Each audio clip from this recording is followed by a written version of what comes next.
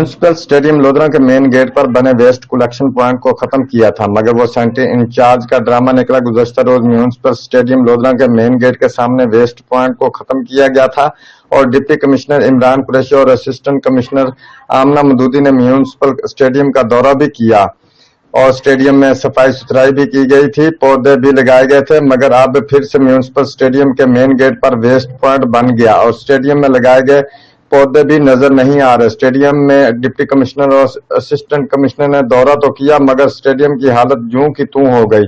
शहरियों ने कहा कि स्टेडियम में एक दिन के लिए सफाई सुथराई तो हुई, जो सिर्फ फोटो सेशन तक थी, और डिप्टी कमिश्नर असिस्टेंट कमिश्नर तक थी, जो लोधरा के शहरियों और खिलाड़ियों से मजाक है।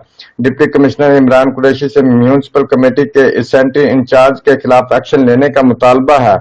नाअहल सेंट्री इंचार्ज को फौरी फारिग किया जाए और इसकी जगह दूसरा तब्दील किया जाए।